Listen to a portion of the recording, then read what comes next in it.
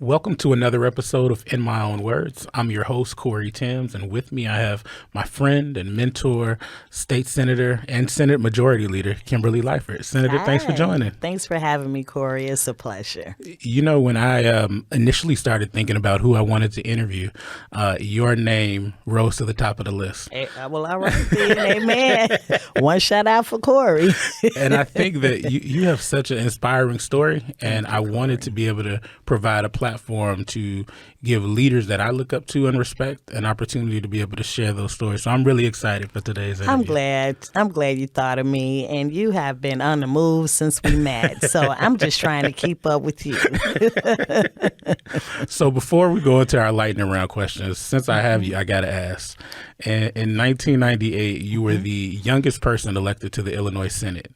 Now we fast forward 21 years later, and in 2019, you made Illinois history again and became the first African-American female Senate Majority Leader. Mm-hmm. How does it feel knowing that, one, your legacy is cemented in history, and two, you have inspired a generation of leaders that are coming up behind you that look to you and your story, and it serves as an inspiration for what you can become and what you can ultimately do?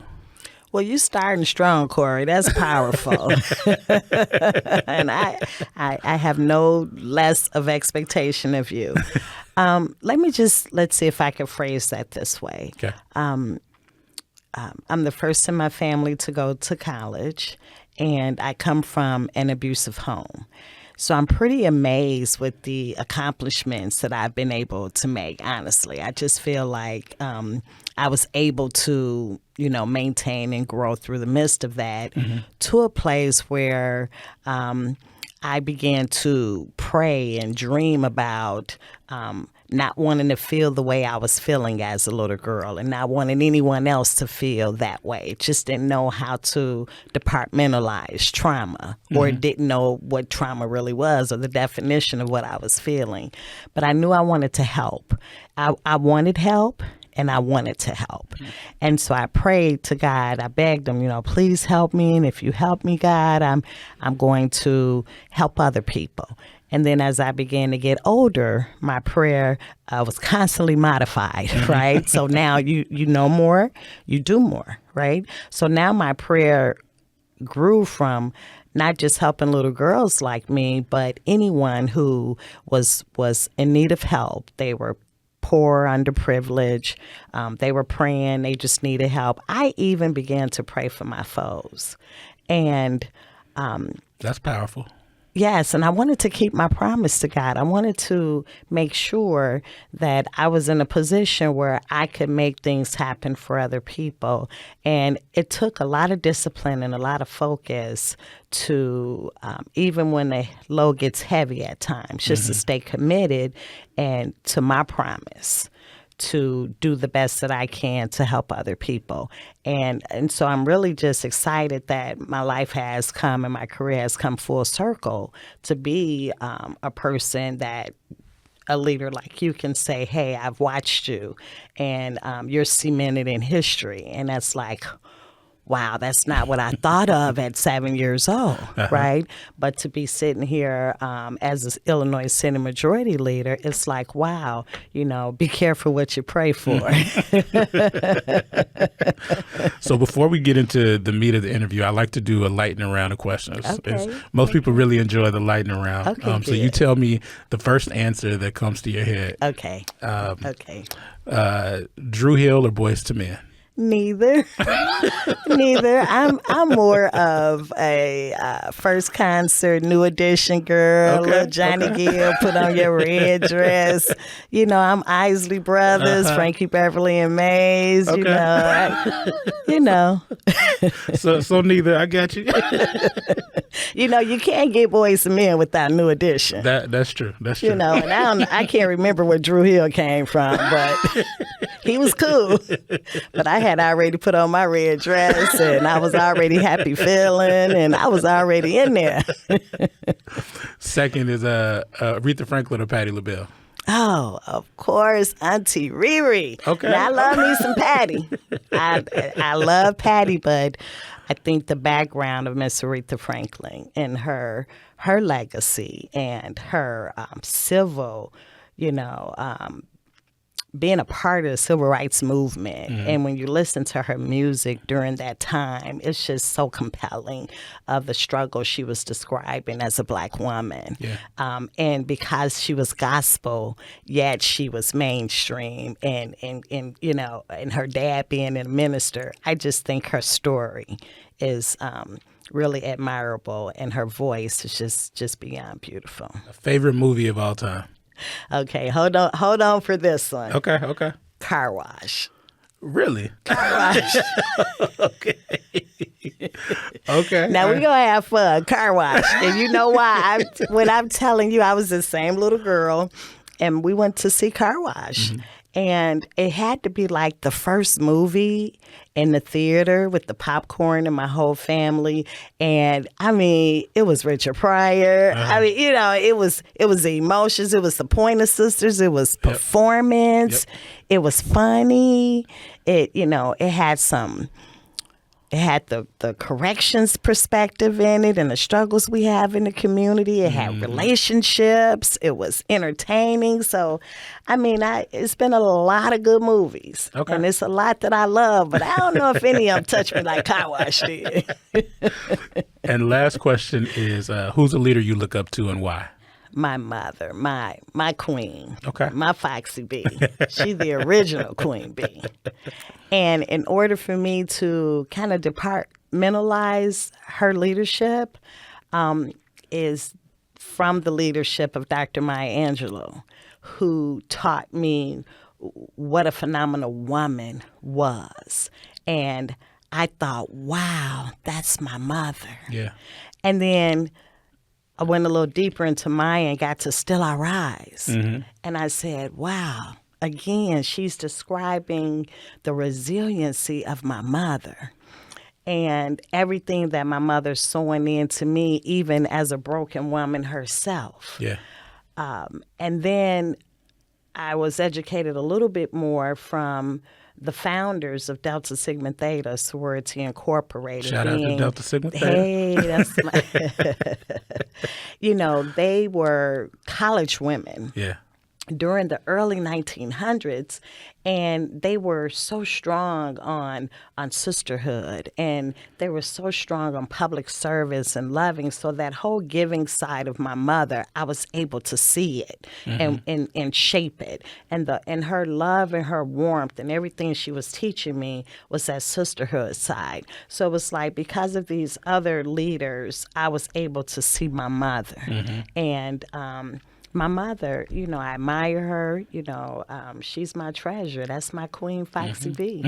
I learned everything that I know of how to be a woman and be classy. And I'll tell you more about her, I'm sure, as we go. But it's definitely my mother. I love that. I like to start the interviews talking about upbringing because I think it's such a critical time in any leader's life. It shapes who you are. So you grew up in your district, originally from the West Side, and then grew up in Maywood, Illinois. And so talk to me a little bit about how Maywood shaped you into who you are and ultimately into your desire to serve. Nice question. So growing up in Maywood, my family moved to Maywood when I was 4 years old. So I'd been in preschool when I was 3 and 4 with Jimmy and Joan. I love my preschool teachers, right? And speaking of my mother was a stay-at-home mom, so she took me to school, and she was one of those parents that stayed. So my mother was with me through school. So when we moved to Maywood, that little ride on the Eisenhower from Crenshaw and Independence to 9th Avenue just seemed so long, So I remember laying on my mother's chest, sad, didn't want to leave my friends and didn't want to leave all my family on the West Side. And then we got to this cute little house, and, me and my sisters had a bedroom to share and things like that. We had grass in the front and in the back, and... it was really quiet, and I thought, wow, this could be different. But then once I started school and started making friends. I really loved my upbringing in Maywood. I had so much fun.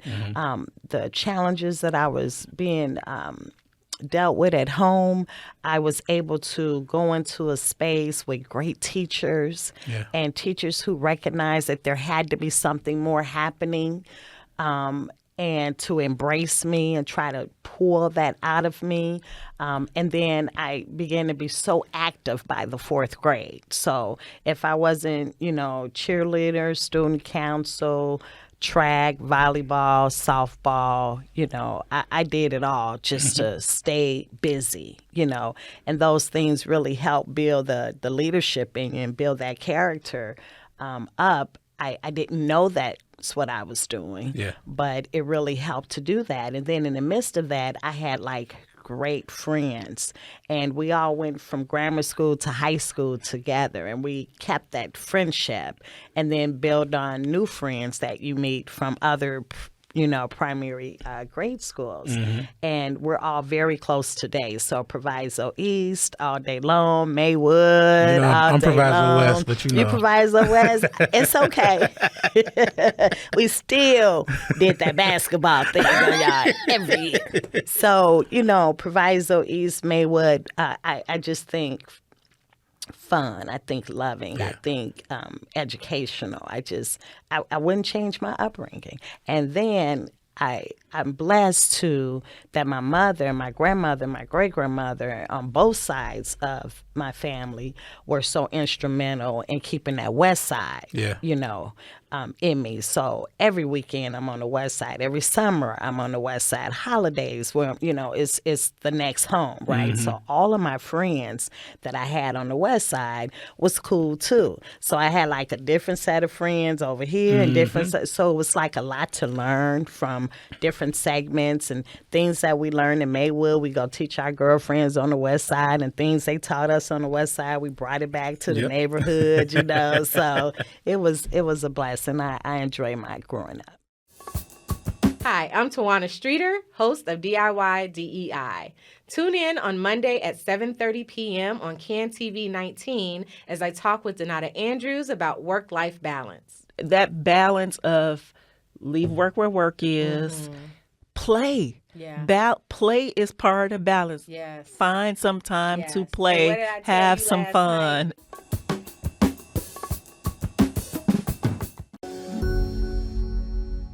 You went to Proviso East, and then you went to Western Illinois University and got your bachelor's in public communications, and went on to the University of Illinois at Springfield and got your master's of public administration. I think so many people know you as, Senator Kimberly Lightford, but you actually got your start working for the Illinois Department of Corrections. I did. So talk to us a little bit about what got you into the criminal justice, and ultimately, what were you doing with the Department of Corrections? That's another good one. So actually, Cory, I after undergrad school, I started working for the Secretary of State. So I was there for about 3 years, and then I went to graduate school. And when I got to graduate school, I had figured out all these student loans. I would be in debt all my life. So I applied for an internship called a GYPSY, Graduate Public Service Intern. And I was interviewed by the director of a Department of Communications. Now, this guy was so stressed out, and he was depressed, and he kept holding his head, and he's like, I need this, I need that, I need this person to do this and that. And I was thinking, oh, it's not going to be me. I won't have that internship. So I declined that offer. Probably the right decision. It was the right decision. So now I'm at my second interview, and it was with another department, but it was the chief of staff of the director. And the chief of staff says, well, she can be needy at times, and she's a little bossy, and she's a little, and I'm thinking, and she wants you, you'll be more like her gopher kind of thing. And I thought, okay, this definitely is not the job for me. You're describing for me an environment that may not be conducive To who I am and what I want to do. at all. So I thought, okay, I'll pass on this one. Still not wanting to take out student loans. So I went back to the GPSI coordinator, who happened to be a soror, and her name was Terry Jackson. Rest in peace, Terry. Love her to death. And she says, well, there's one more position, and it's at the Department of Corrections. You know, go over there and interview for it. And I said, okay. So I get over there, and they say, well, it's opening mail. It's answering the phone. It's signing the director's name like over and over and over again. Yep. I said, I'll take it. Now, You got me. Now, mind you, I'm in my like late 20s because I worked for a few years before I went to graduate school. Right. And I'm thinking, I was at the Secretary of State in a management position for 3 years, and now I'm going to be opening mail for the Department of Corrections and answering the phone. So I challenged myself intentionally to get to the director. How do I get to the director of that department? I'm in the director's office. I'm the last person on the totem pole, opening mail. How am I going to get the director to notice me so that I can do more things in the management space? Yep. And so corrections is really a stiff agency. And I had not seen the director, and I'd been there for about 4 or 5 weeks. And I'm like, I don't know why I'm not, seeing the director. And then one day it was kind of quiet, and everybody was like, shh, shh, shh. I walk in, good morning, like, shh. And so I'm like, oh, the director's here. Yeah, I'm going to meet the director. And sure enough, the director saw me walk past, and he said for me to come into his office. And they all like, the director want to see you. So I was like, okay, I'm thinking it's cool. I go in and the director's like, what's your name? And I said, it's Kimberly. Nice to meet you, sir. And he says, your name, your full name. Kimberly Lightford? No, your full name. I said, you want to know my middle name?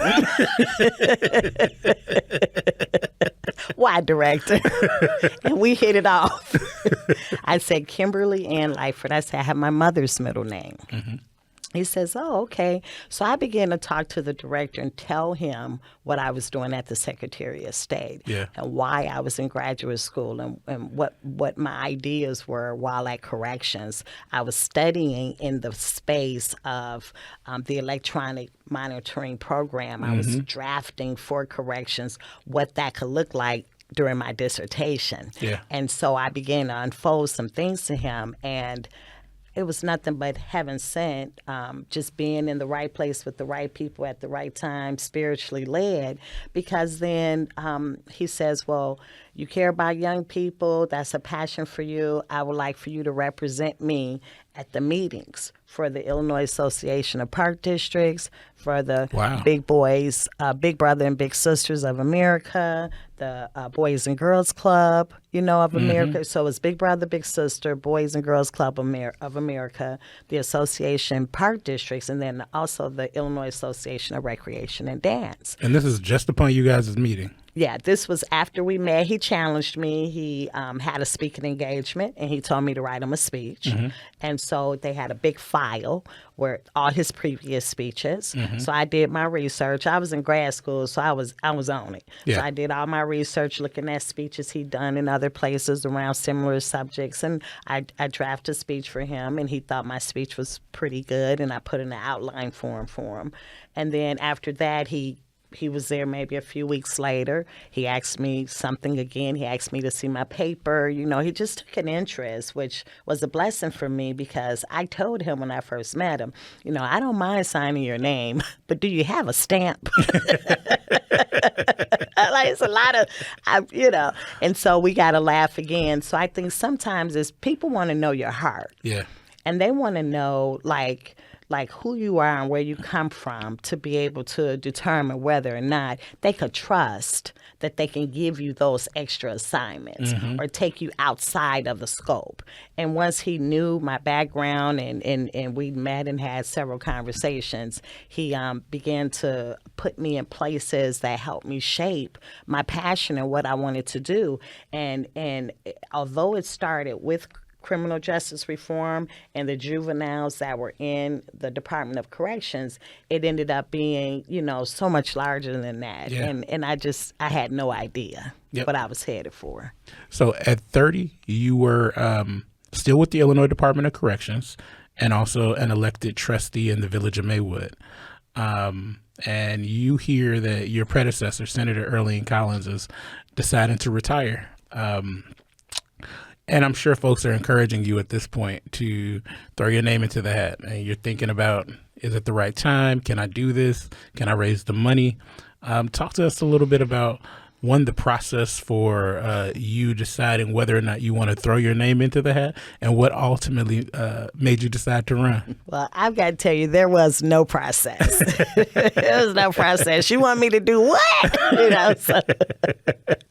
So after a year of being a trustee and, gathering that local background and that local knowledge and leaving the Department of Corrections and arriving at Central Management Services in the Business Enterprise Program, and understanding more of how government works and recognizing all of the systemic racist patterns and behaviors from the Secretary of State to the Department of Corrections, now at Central Management Services.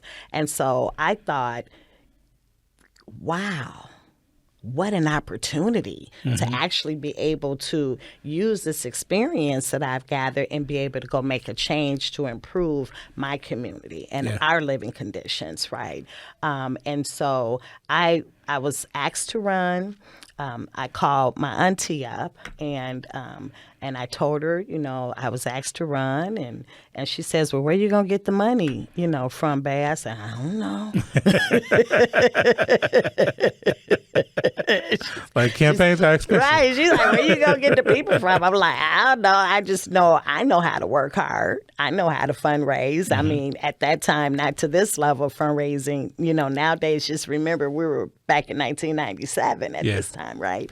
And so I'm like, she said, well, let's do it. Let's go for it. I'm like, she said, you want to do it? I said, yes. Like, honestly, what do I have to lose? For me, it was everything to gain. It was opportunity. It was me preparing myself. It was first impressions of the people who asked me to run.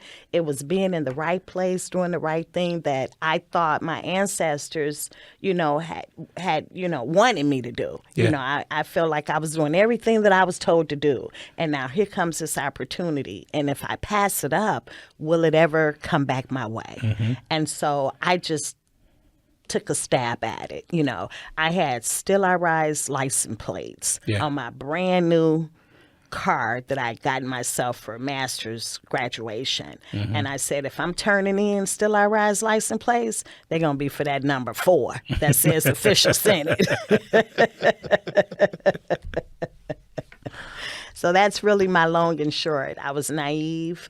I had no idea of politics and what that meant, but I knew I was prepared and that I was willing to work hard for it. So now you're 30 years old. You're in the Illinois Senate, and you're navigating spaces that traditionally don't look like you or I. And I'm sure folks are underestimating you based on your age, race, gender. How did you navigate being a young African-American female state senator and being able to navigate those spaces successfully? I don't know that I was having success.